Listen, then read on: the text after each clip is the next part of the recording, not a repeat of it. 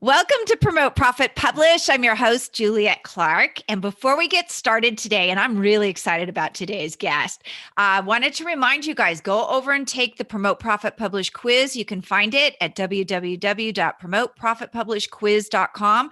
Find out if you're really ready to publish. Do you have your audience built? Have you done all the pieces you need to have a successful book launch? And we're going to talk a little bit about those joyful things today as well. So this will be really helpful for you. And then don't forget to go over to our YouTube channel, Super Brand Publishing. Follow us over there. If you're somebody who really likes visual as opposed to listening to the podcast or reading a blog, that's the place to go because you can see all of these people. They're real people. I don't make them up, and they're awesome. So today, our guest is Shannon Hernandez, and I am so excited to have Shannon because I've heard about her for years. A long time ago, I guess about you and I talked about 4 or 5 years ago, one of my clients referred me over there and we just never connected, but now we're all part of the Dames. And so I'm excited to bring her to you. Shannon is all about that joy in life and biz, and specifically known around the globe for her joyful marketing methodology. She works with online coaches and consultants, teaching them how to market and sell from a place of joy first and build a profitable business that includes abundant time off. And who doesn't like that? So welcome, Shannon. Thank you. I'm so excited to be here. I'm excited to have you. And I'm excited because I was on a podcast a while back and the name of it was Johnny Hates Marketing. Yep. I know this podcast. Yeah. So you're the exact opposite, even though he is really cool and sarcastic and I love him. But you come from a different place where it's kind of like, if you don't dig it, it's not happening. That's it. In fact, we're just going to lay it all on the line and open with our mantra that all of our clients and our community and our students get behind. If it ain't joyful, we ain't doing that shit. There you go. And if you can't cuss, you ain't worth the fuss. How's that? No, that was awful. Okay, you can say stuff. Okay, there we go. We're not going to do poetry here. Yeah. So let's talk a little bit about this, like in detail, because, you know, people go out and it's the beginning of the year when you and I are talking, even though this will be a little bit later, and they'll say, this year I'm doing a blog. And they get 3 or 4 in and they go, yeah, this takes a lot of time. I'm not into it. I've run out of things to say. Why does that happen? Well, there could be many reasons, but the first reason is the mantra is, if it ain't joyful, we ain't doing it. And so why would we keep doing things that aren't joyful for us? Right. So this is how the whole brand developed. Joyful marketing was people would come to me and they say, I want to blog, and then they'd blog and they'd stop, or I want to write a book, or I want to do podcasts. But at the end of the day, that actually wasn't what they wanted. They thought they wanted that. That was the key, right? And we've seen this if you've been around any amount of time, like now it's all about Clubhouse. Everyone's talking about Clubhouse. Like, no, if it ain't joyful, we're not doing it, right? Okay. So part of it is just giving yourself permission to let all the things you think you should be doing go and find 1 or 2 that really light you up and are like you're on fire for it. That's how marketing actually works. It's the contagious, joyful energy that gets people on board. I would agree with that. And I'm actually not on Clubhouse. I got off social media with the exception of LinkedIn, and I'm a much happier person. So I'm not going back. Are you on Clubhouse? I went over there to see what all the rage was because I have clients who they were asking me, how can I use Clubhouse as a strategy? And so am I there? Yeah. Am I going to do anything with it? Probably not. But here's the key. This is the key. Years ago, people would come to me for this exact same thing. I want to write a book. I want to do a blog. I want to do all these things. And I thought, gosh, do you really want to? And they're like, no, I just heard that you should. I developed a quiz years ago that has helped people find their content marketing personality. And it's called the Content Personality Quiz. And, you know, you're either video, audio, live in person, written, or visual. Those are the 5 ways you can put content out into the world. And in a matter of 3 minutes, you can take this quiz and you can find oh, this is how people would best relate to me. It's backed by years and years of research. I know you're a quiz person, so we could geek out on this, right? But the point of this is that I used to love to write, and I do love to write, but my writing does not convert to people signing up. And so I thought there's something going on here. Like, just because I love to write, it's not how my energy comes across. So I went on this exploration. We developed this quiz. Thousands and thousands of people have used it to get into alignment in their business. And here's what we found. My way that people love my energy and love to experience me is either live in person or video. And when I go live, or if I just got back from San Antonio, believe it or not, middle of a pandemic, I was a keynote. It was so fun. When I speak, when I go live, when I have an interview on a podcast, that is when people actually engage with me, right? So everyone should take the quiz. Side note, if you want more joy and to see how do people relate best to you. So to answer your question, Juliet, audio is number 5 out of 5, which is why I'm not loving Clubhouse, because it's an audio-based platform. Makes sense. That makes sense. So, but it's also not just about where people relate. It's also about what you will do consistently and what you enjoy. Yep. So I would imagine, since you're really good on video, you enjoy doing video, which I do too. Didn't at first, but I do now. Yeah. Sometimes we have to have a little learning curve. All right. But the other thing I think that's important is all of us will find and do find more joy when people are engaging, right? Who wants to write a book that nobody buys? Who wants to do a video that nobody watches or comments on? No one. It's like crickets, right? It's like the worst. So part of it's like, okay, if you're video or you're written for blogging or whatever it is, how are you then going to have like a little bit of a strategy for engagement and getting people there and getting people talking? And that's the crux of marketing. It's like, how are you starting conversations that people are actually engaging in? That is marketing at the end of the day. It is. And I think with COVID, it's become even more important. We used to talk about conversion, but a click is not doing it for people anymore. Nope. We're not out talking to people the way we used to. We're not networking. So you have to carve out time every week to be on Zoom. I know we're all super Zoom exhausted at this point, but you have to do it in order to make real conversations and real connections. It's a lot like dating. Like you would never click online and go, you look good. Will you marry me? Wouldn't work. Yes. Like I would no. You got to slow it down a little. Got to slow it down a tad bit. Yes. But you wouldn't do that in person either. And people don't realize that when they set up these big funnels is, you don't do anything online marketing that you wouldn't do in person. Yeah, exactly. And Juliet, just a side note, I have a word for the Zoom fatigue. Zoom zombie. Zoom zombie. I love it. I love I love alliteration, so it works. Yes, it does work. I do love it too, because, by the end of the day, tomorrow night, we have a Zoom meeting, and I know by like 3 or 4 o'clock, I will literally be like, oh, am I going? This is what Zoom zombies look like. I know, they look like this, and all they see, it's bad. It's really bad. So tell us a little bit about what you're doing with your joyful marketing, because I know you have a new program this year. How is that working, and how do you really stimulate that engagement with people? Well, the first thing that I think I'm doing in the world is ridding and saving the world from shitty marketing. I'm just going to be really clear here.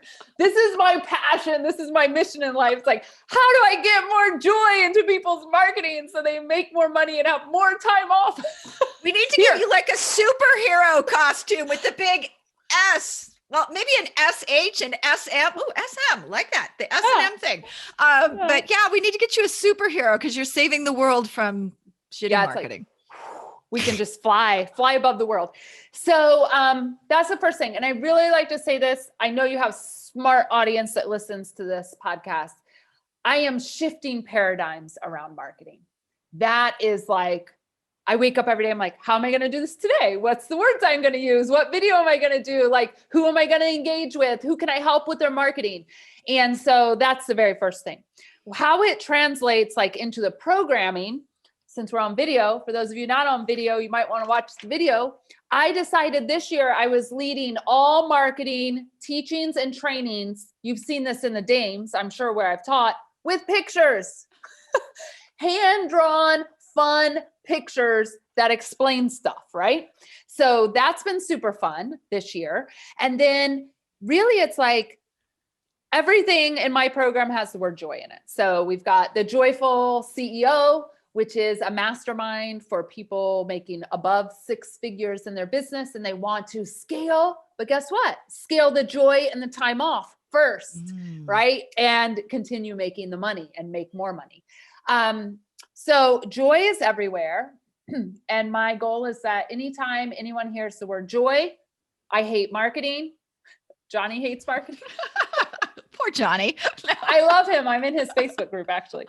I need more clients. I want to make more money and have more time off. They're like, oh, you got to talk to Shannon. She's all about scaling the joy first, and the rest follows. So it's a really exciting year to be bringing more people back around to this idea of joy and engagement and building relationships with the marketing. Because at the end of the day, if you build the relationships, it's the know, like, and trust factor. They're going to refer you. They're going to take your programs. They're going to ask you to be on their stages, on their podcasts. Like, that's how marketing works. Yeah, it definitely is. And you know what? No excuses this year, guys. I was on, I mentor for a program once a month, Kathy Guggenauer's. And this morning we talked about you can't use the excuse, I don't have time. The content is your trust builder. You can't use the excuse, I don't want to be seen, because that's not going to sell a business. So you have to find the right platforms to be able to do this on. And that's where your audience is, not where you are comfortable with, because that's a lot. I mean, I know that goes back to what you're doing too with the joy. If you're not connecting, it's not going to feel good. If you're a solo to CEO mentor, you can't be over on Facebook. Your people are on LinkedIn. So you have to put a certain amount of training into where that core audience is at too. How do you do that with joy? Because nobody wants to learn. I don't know. I find a lot of people that want to learn. Well, yeah, they do. But I hear that a lot with the entrepreneurs is I don't have time. There are just a lot of excuses around, the connecting, which you and I talked about a little bit before we got on today, about knowing your numbers and being engaged, because so many people go out and they hire a company and then they're shocked when the marketing company fails. And if you ask them, they're not really engaged in what they're doing. No, I'm going to tell everyone a story. This is going to be a good story. All right. In 2019, my business brought in $225K in revenue. Now, my expenses are around $10K a month. So I'm super profitable. I got a lot of money left over after everything's paid, including my salary. That was no ads, because ads do not bring me joy. I cannot control like a lot of things. And I just decided I ain't doing ads. It ain't joyful. I ain't doing it. Right. So that was 2019. Started 2020, like everyone else, pandemic. I almost also died during a surgery. Like, it was a crazy year. But when I came out of that in March, when I came out of that surgery and decided I was living for the rest of the year, I said, okay, what is going to bring me joy this year? And here's the question. This is what I help all my people with. How do I double the revenue and work half the time? Okay, so remember that. Everyone should write that question down. It's the most brilliant question ever. How do I double my revenue and work half the time? So fast forward, end of 2020, we brought in $440,000 in revenue. My expenses still stayed $10K a month. So way more profit, right? And I worked 3 days a week. Good for you. How did I do it? I embraced my content marketing personality, which is video. And I learned to tell really great stories. And part of what I'm known for is story marketing. Like, how do we craft stories that sell? And if people can, this is great for people that are a little nervous too. They're visible, right? The visibility makes you nervous. Tell really good stories. Tell stories about your clients. Tell stories about why you invented the program, why you're writing the book, why you have the podcast. People love a good story. And I'm super proud of that growth. And even more proud that I didn't go to ads. I didn't force myself out of alignment. I didn't give up on my content. I didn't quit because COVID was here. Like, there were a million reasons I could have quit last year. I didn't choose any of them, right? I didn't choose any of them. So this joy thing is real. And this no excuses thing is real. It works.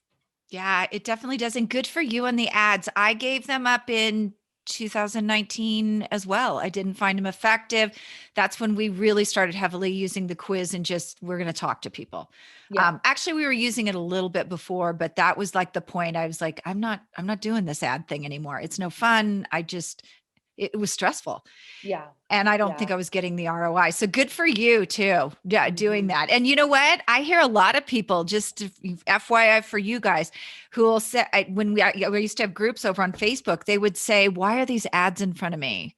I don't click on them. I don't want them. How do I get rid of them? It's almost become an annoyance over on Facebook to see well, them. it is. And every time I pick up my phone and go to Facebook, always the second post is an ad. Always. Really? I never noticed that, but I haven't been on it since the summer. So good. And I'm a happier person for it. Yeah. Good for you. I also get a lot more done without social media. So it's a good thing. So you have some events coming up. When is your next one and how can we get a hold of you? Yeah. Well, first, everyone could, if you're interested, go take the quiz. It's M as in Mary, shannonhernandez.com/quiz. That'll help you with your content personality, help you get into alignment, find some joy. And then, I have all of my programs are rolling entry. And that was another joyful move I made because being in launch mode pushed me way out of joy. And so now the doors are always open. Now that has its own unique set of things that have to be dealt with, but way more joyful to do that. So, we've got programs. If you are a coach or consultant making under 100,000, we've got a program for you called the Confident Expert Program. And we help you with this joyful marketing strategy. If you're making over 100,000 and not yet 750,000, it's the Joyful CEO. And all of the programs, we talk to you first, we love on you, we help you make a good decision, and make sure it's the right one for you. So the very first step is to fall in love with your marketing. When you can fall in love with your marketing, like 95% of the battle is over. Yes, it is. I want to go back to that a minute. I was going to wrap this up, but we've got a few more minutes. The rolling program concept. I started doing it back in 2019 and I love it. That you don't need the Facebook ads. You don't need the launch protocols. I found all that extremely stressful. Is that why you did it too? Why you got rid of it? Yes, it was so stressful because basically with the launch model, you're basically betting, right, that in a week's time or 2 weeks' time of your doors being open for your program, that you will find all the perfect people in that 2-week time and sign them all. And it is exhausting. The funnels that have to be created and the amount of it's not a 5-hour workday anymore. Forget that. It's way longer. So we actually said, how can we flip this? And there are things I love about the launch, like a little bit of the buzz and people are excited and they're talking about it. So how do you have that joyful piece without the exhaustion? So we've played with lots of different things, but by and far, I am so much happier not in launch mode. And you know what it also it felt disingenuous to say my doors are closing when it's like an online program. And if Johnny, who hates marketing, came by. We need to send him this video. I know we do. If he came by and he's like, oh man, your launch, you just finished in June. I was on vacation. Can I join in July? Of course we said yes, right? So Yes. were the doors really closing? Like that was weird. And then the other thing that really got me out of this was that I know most of my people come and find me about 90 days before they're actually ready to purchase, right? They're looking for the education. They're checking me out. They're checking the trainings out. They're like, what is this joyful marketing stuff that she's talking about? And so if you know your buying cycle, which by the way, everyone, it's all about 90 days. All right. If you launch, you turn them off right away because you're like pushing. Yes. We were losing people with good intentions of having like high energy launches, but they weren't ready to buy. And then they left. And now I have no idea where they are. They're probably buried in really bad marketing somewhere and hating their life. That is so true. But you just brought up such an important point, knowing your sales cycle. Mine usually is about 30 days. I have a little bit less, but I have a much lower price point on mine. So that makes a lot of sense. But you guys need to know, what is your sales cycle? Because that's the number one thing I hear from coaches is, I can't predict my cash flow. And if you know that sales cycle, you have a relatively good idea what your cash flow looks like, and knowing your closing rate as well, knowing how many. If I have a referral, I can usually close them first time. If I have somebody cold, it's 2 or 3, maybe 4 times. So really, really important stuff. And I love stuff like that too. I could totally geek out on the numbers. We need to have a Zoom zombie date with something fun and geek out. I know we do. We should invite the other Zoom zombies too. That's great. Amazing. I'm stealing it from you. Well, thank you so much for today. And thank you for sharing your wisdom. And you guys go ahead and get a hold of her. It's Shannon Hernandez .com/quiz. And you can find out. I actually took it, I think in December, or is this a new one? I know you said you revamped it, but Nope, there's another new one, but first they need to know their content person. Okay. That's the first thing. Yeah. Okay. You took it in December. Yeah. Very cool. All right. Thank you so much. Thank you. Thanks for having me.